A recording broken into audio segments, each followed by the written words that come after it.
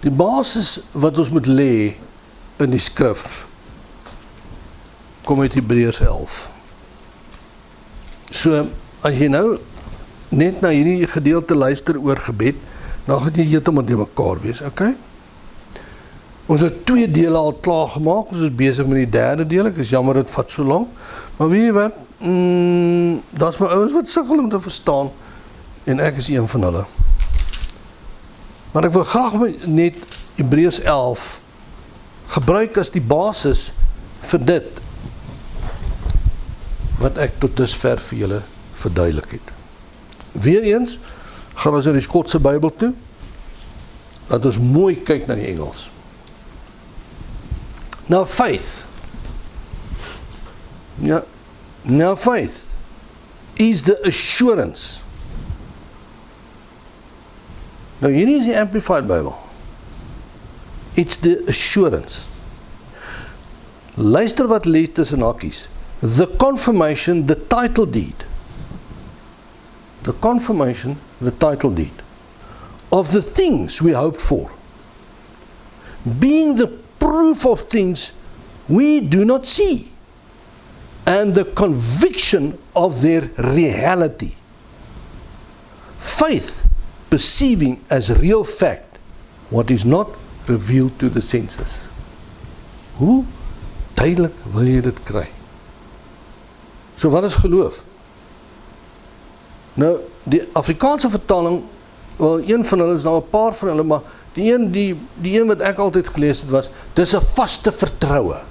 Dis nie 'n vaste vertroue nie. Geloof is die wete. Dis wat hy hier sê. The title deed. Weet jy wat is 'n title deed? 'n Title deed is daardie dokument wat jy ontvang die dag as jy oordrag neem van jou huis. Dis 'n wete in jou innerlike wete, wat doen? Wat sê hy? Wat sê hy wat dan? Hy sê, of the things we hope for. So dis 'n wete van die goed waarop ons hoop. So wat is die heel eerste ding? Jy kan nie geloof kry sonder hoop nie. Hoe wil jy geloof hê sonder hoop? So ek begin by hoop. Wat is hoop? Is 'n verwagting, is daai ding wat so in jou gees draai, van iets wat die Here gaan doen. Ek het 'n verwagting, ek het 'n hoop in my hart, dat die Here iets gaan doen. Geloof kom, wanneer daardie verwagting 'n wete word. Beautiful, né? Nou moet julle weet, wie doen dit? Die Heilige Gees. Nou daai verwagting wat ek het, wat nou 'n wete word, is dan uiteindelik vir jou die bewys. It is the proof of things we do not see. Wat het hier gebeur?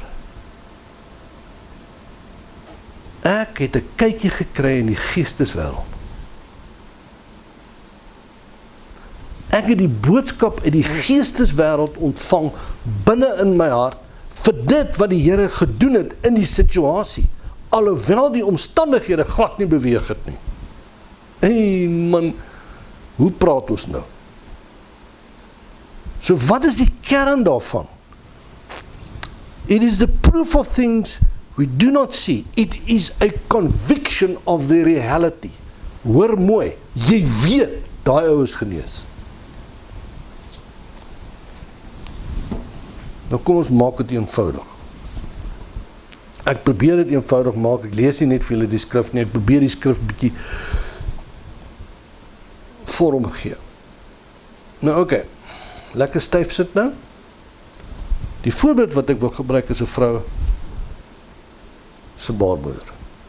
En as daar nou kinders is wat julle nie wil hê wat moet luister nie, hulle kan nou eers uitgaan. Nou kom ons dink daaroor. So elke maand dan vorm die endometrium aan die binnekant van die baarmoeder. In afwagting vir die saad wat geplant moet word. Die endometrium is daardie hoop, daardie verwagting wat jy kry. En hy's besig om te vorm, nou moet ek bly in intimiteit. Ek moet bly by God, sodat daardie saad geplant kan word. Daardie saad wat ek ontvang, is die wete. Die wete van wat? Die wete van wat gebeur het in die geesteswêreld. Die wete dat God op sy troon gesit het, en hy het 'n bevel gegee, wat dan inderdaad plaasgevind het.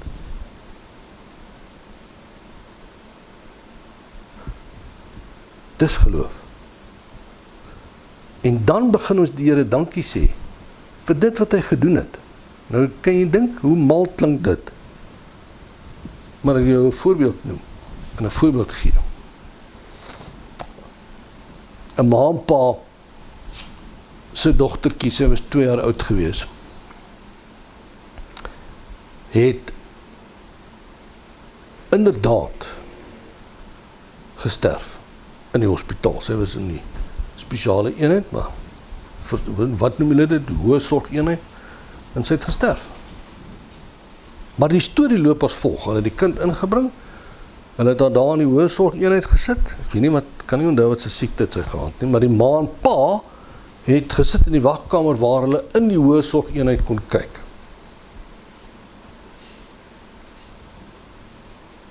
En nou kom ons en ons begin 'n baie interessante ding ervaar. Nou die ma en pa het gesit, terwyl hulle sit, toe sien die pa hoe Jesus instap. Hy stap in die hospitaal en in die hoë sorg eenheid, en hy kyk vir die kind, en hy kyk vir die pa, en hy glimlag. En hy het net sy hand so uitgesteek, op die kind se kop gesit. Hy kon niks hoor wat Jesus sê nie. En Jesus het uitgestamp en net sy kop geknik en hy is weg. En hier sit die pa en hy sê, my kind's genees. Let op wat gebeur. Daar's iets wat Jesus hier kommunikeer in die geesteswêreld, mense. Alle mense het hom nie daar gesien nie. Hy kommunikeer hierdie genesing. Dis die saad wat ontvang word, want in die hoop het hulle gesit en wag. En raai wat, kind gaan dood. Die pa sê, luister, hierdie kind gaan lewe. Klaar. Die kind sterf. Nou los hulle maar die man by hulle los hom maar die pa by die bed, en nou bid hy, ek weet nie presies wat het sy vrou gedoen nie. En op 'n stadium toe voel hy die Here sê vir hom, hy moet toilet toe gaan. Hy het weer gehoor. Hy stap toilet toe, hy maak die toilet deur toe en hy staan hy. Hy weet nie wat met hom is daar in die toilet. En die Here sê vir hom, bestraf hierdie sataniese werking. En hy bestraf die werking. Die kind is reeds dood. Die kind se kop is toegegooi. Die dokters wil hulle nou uit die hospitaal uitsit. Hy bestraf 'n demoniese werking. Ek weet 'n paar Christene wat daai gaan serifiseer. Hy stap terug. En daar sit die dogtertjie reg op in die bed. Hoor mooi. Ons moet kan hoor. En om te kan hoor, moet die Heilige Gees die belangrikste faktor in jou lewe word. Want dis die Gees van Jesus. So wat sê ek? As jy Jesus het, het jy alles. Nie jou prentjie nie, nie al jou goed waaroor jy bid nie, hy is nie die middel tot 'n doel nie, hy is nie daar om Kersvader te speel nie, hy is daar om saam met jou te loop. Hy is daar om jou te bemoedig. Maar waar is die verskil? Wel, ons bid, dit kan ek jou vertel, maar wat doen ons eintlik? Ek meen, toe ek hierdie ontdekking doen, kom, toe sit ek en dink, maar een oggend sit ek so en bid, en ek bid geweldig lank. Nou al lang terug. En ek voel die Here vra van my, met wie praat jy? Ek weet nie met wie ek praat nie. Met wie gesels jy? Wie sien jy? Met wie praat jy? Nee broer, waarmee is jy besig? Weet jy wat? Kom ons blaai nou Johannes toe. So blaai weer terug na Johannes toe. Hier is toch al 'n interessante ene. Daar's iets wat vir ons weggelê is, wat ons besig is om te betree. Dis die geesteswêreld. Die skeiding tussen ons en die geesteswêreld is besig om al meer en meer af te breek. Dis waarom ons al hierdie demoniese goed sien. Nou kry ons die Christene wat hysteries raak oor die demoniese goed, en kyk wat maak hulle en die kinders doen, en dit is verskriklik belangrik. Maar luister hier, as dit besig is om daar te breek en hulle kry meer toegang, dan is dit mos besig om vir my ook te breek. Dit is mos besig om vir my te breek, dat ek al meer en meer vertroud kan raak met die geesteswêreld, en al meer en meer vertroud kan raak met Jesus. Dis waarom ek sê, ons moet hom ken. Gebed is die instrument hoe om te ken. Maar hoor net hier, kyk nou Johannes 14, ek wil lees vanaf vers 17. Nie baie lang. The Spirit of truth the world cannot receive, because it does not see him. The world cannot receive him, because it does not see him, or know and recognize him. But you know and recognize him. So dis deel van jou belofte in die woord. Jy kan hom ken, en jy kan hom herken, for he lives with you, and he will be in you. I will not leave you as orphans, bereaved and desolate. I will come to you. But just a little while, and the world will not see me anymore. But you will see me. Because I live, you will live also. Wat wil ek vir julle sê? Dis 'n duidelike belofte dat ons in die geesdimensie behoort te kan sien. Kan jy dink hoe maklik gaan dit raak? Met ander woorde, ek kom voor die Here in gebed, en ons het nou al die eerste 2 gedoen van stil word, en ons het nou al die eerste deel gedoen van abide, want dis hoe ek voor hom inkom. Ek dra my probleem op aan hom, met die verwagting, dat hy my gaan help voor sy troon. En in dit sien ek wat hy doen. En in dit wat ek sien wat hy doen, maak ek 'n deklarasie. Maar ons het dit heeltemal omgedraai. Nou, daar's kinders van die Here wat daar loop, maar wat doen ons nou? Wat doen die normale deursnee ou? Hoe werk hy? Nee, is nag. Nou hoor hy van Jan wat gedeklareer het, nou deklareer hy. Hy is nie naby die troonkamer nie. So wat is hierdie ding waarmee ons sukkel? Een persoon sit, en hy het 'n geweldige behoefte, en hy begin soek na God, met sy hele hart. Dan kom die Here, en hy deel 'n openbaring met hom. Hy pas die openbaring toe, en raai wat, dit werk vir hom. God manifesteer dit, wat God op sy hart gehad het. Nou begin hy Bybelkursusse aanbied. Nou gaan almal sy metodiek volg. Werk glad nie. Vra my. Hoekom? God sal 'n beginsel vir jou gee, maar elkeen met sy eie metodiek by God gaan haal.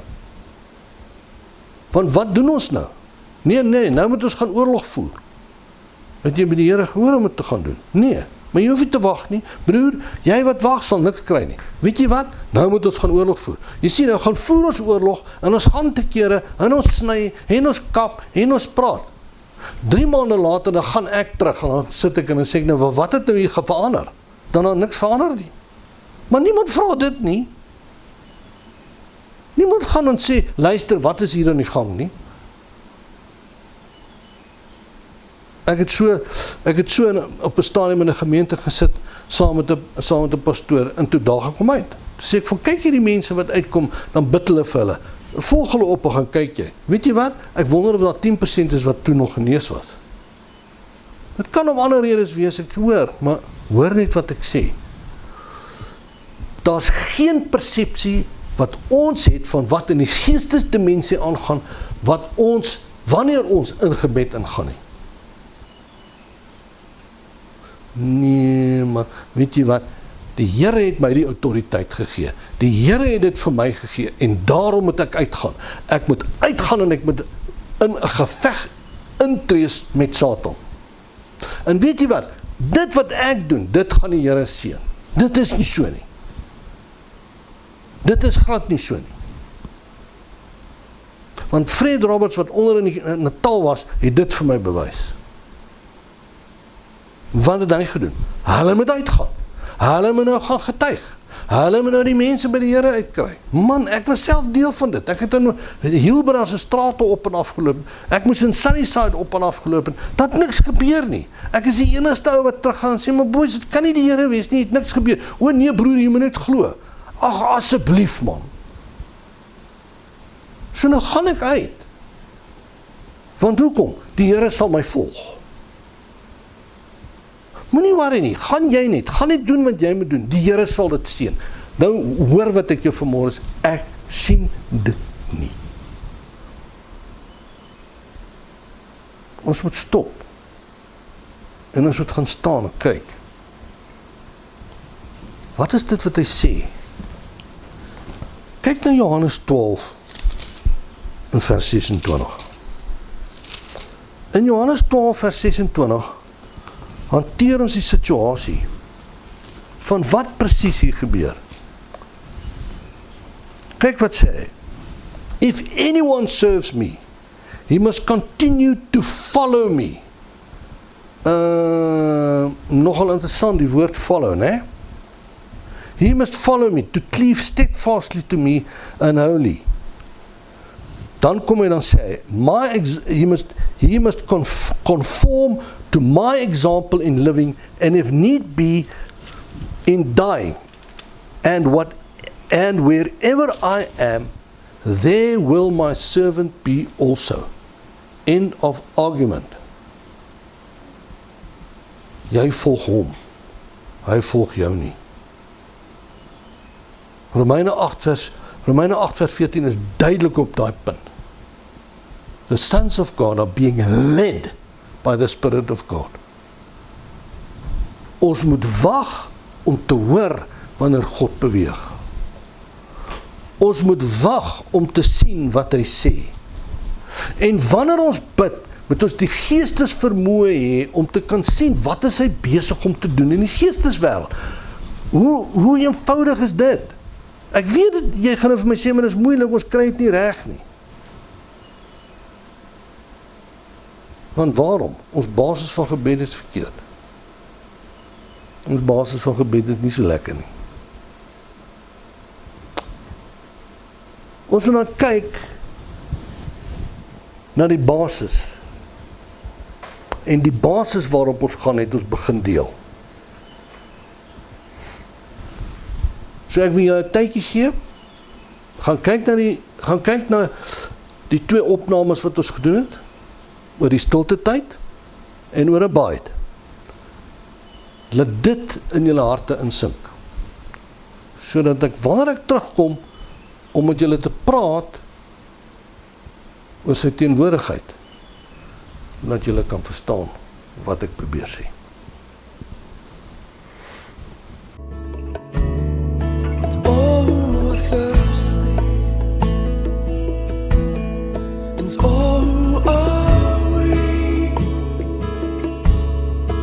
Come to the fountain.